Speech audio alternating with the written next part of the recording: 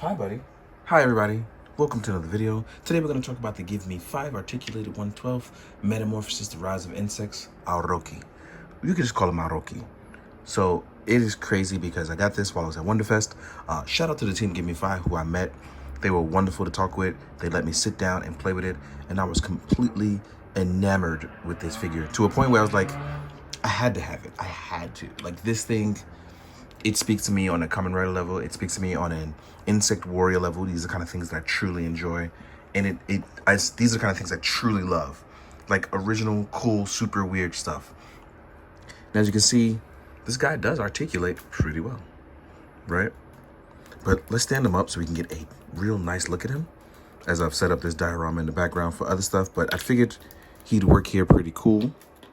We actually pop that back in. And your man has, he has a lot of free-forming function. So one thing I'm going to talk about is that underneath we have a lot of room for articulation, a lot of movements. So we can actually do a butterfly left and right as well as up and down. We actually can shift our arms. The pads on the arms are right here. So they shift over from the top of the arm, but they cover the carapace of the body, which is pretty dope. We have a free-flowing movement here for our bicep swivel, and it's on a double joint. So it's tight and it rotates in. And mine is a pre-production prototype. I just want to let people know. But by the time the video goes up, I'm pretty sure it'll start to release in China. As far as our ab crunch goes, we actually get movement from side to side. Very easy, very fluid. And the ab crunch going forward is phenomenal. The backhand side, I love how the spinal cord is exposed on the carapace of the exoskeleton. It looks really fantastic. It's something that I really like.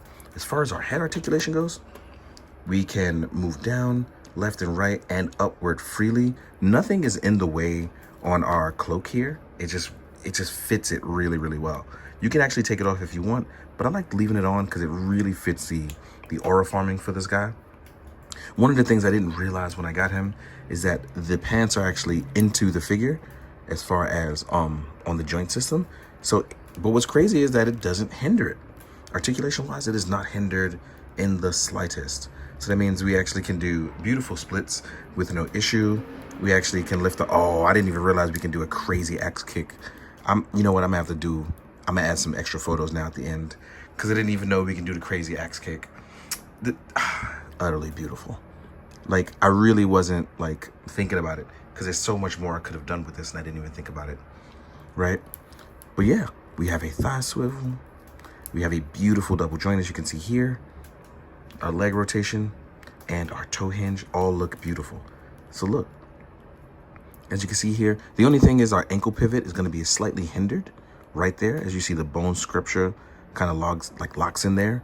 But if you are really big on doing some really cool poses, this guy poses out really beautifully. It's an all-around beautiful figure. I think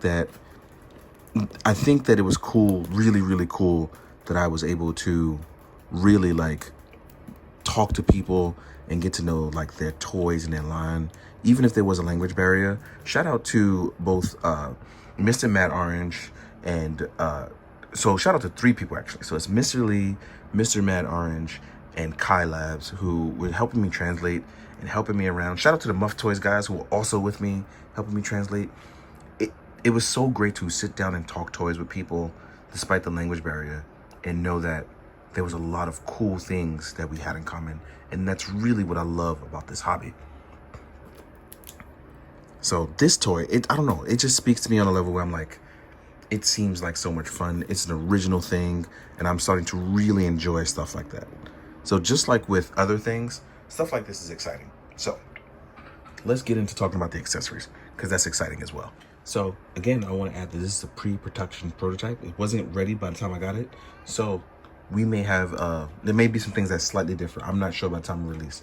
But one of those things that I love the most is his unique weapon, which is going to be the cutlass swords that he has. These swords are utterly beautiful. And I've used them in like a reversed approach on the items.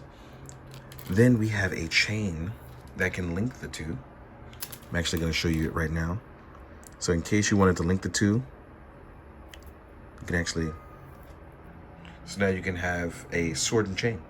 And I know you guys hear buttermilk in the background. he's just being needy. I'll get to him in a second.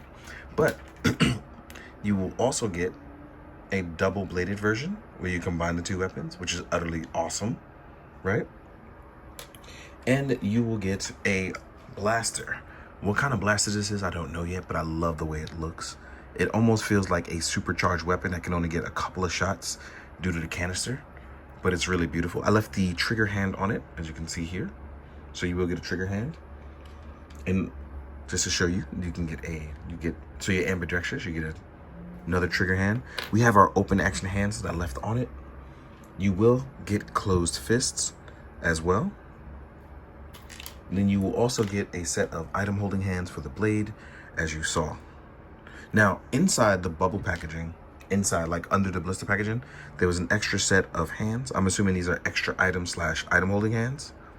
Who knows what they'll be for later. Maybe there'll be another one. I'm hoping there's more of this. It was awesome. And the only item I could not figure out in there was these two. I could not figure what these were for, but I'm going to ask around about it later. I couldn't figure out what these were in packaging. But yeah, overall, I am loving this. So what I'm gonna do is, I'm actually gonna find figures that I think that really work with this, and I'm gonna put them in a size comparison. So I'll see you guys in a sec. Now, as we get into the size comparison, I'm just gonna use some things that I think work well with it, but you can use whatever you want, but they do scale a bunch of different ranges that will help you. First off, I don't even know where to begin, but I talked about my allure for Kamen Rider, and I have my Kugas in what I consider my perfect display. So I'm using Kamen Rider 1 from Kamen Rider the Next, the Shunkocho Seiho. As you can see, this guy is really tall. And what's crazy is, right, I wanted to get my Black Sun, but Black Sun is in storage. I feel like Black Sun would be a great comparison for these two. But right now you have Kamen Rider 1. Next up, because I feel like this one works in perfect unison with it as well, here we are with the Figma Guyver. And as you can see, even Guyver is still smaller than this guy. I think he's close to about 7 inches. I don't have a ruler or anything with me, but I do have a Predator, so we'll showcase that as well too. Here we are with the Sexy Ice Eliminator. I feel like this is going to be the obvious choice for some people to use, the Sexy Ice Eliminator. Here we are with the army builder that I use. Here is a Valaverse Swarm figure. I feel like they're perfect for trying to stop this guy in big swarms, right? Next up, we have a Mythic Legions that I kit bashed. I haven't figured out a name for him yet, but it's a Mythic Legion that I kit bashed. So yeah, these guys are pretty much 7 inches. So this goes to show you just how much taller he is. Here is a Bad Blood Predator, which is in the 7-inch scale, but he's pretty much close to 8 inches. And you can see just how much bigger this guy is. Like, he's gigantic. So yeah. Let's take these two guys away. Next up, I have my main man, Doc Knock. I have the vampire kit on him, but I feel like, you know, it's still fun to add the Mezco Doc Knock. And for you 6-inch guys, here is a Marvel Legends Maximum Deadpool to showcase. But yeah, he's a bit of a tall guy, even with the horns. But either way, this has been a magnificent piece. I feel like I got to get at least one axe kicking in now. I don't know why I didn't think of that before, but it looks really good. But yeah, I totally love the toy. It's one of those things where I did not see this coming, but after being at Wonderfest, it opened my eyes to a bunch of different things that I probably would not have been on my radar, which now are, and I really like that. So with that being said, I hope this does the same for you. I want to say big thanks to GiveMeFive, because again, sitting there chatting with them, talking with toys, it was wonderful. And just big thanks to all you guys, as usual. So as always, thank you so much. So please, be good, do good, drink your water, guys. Later.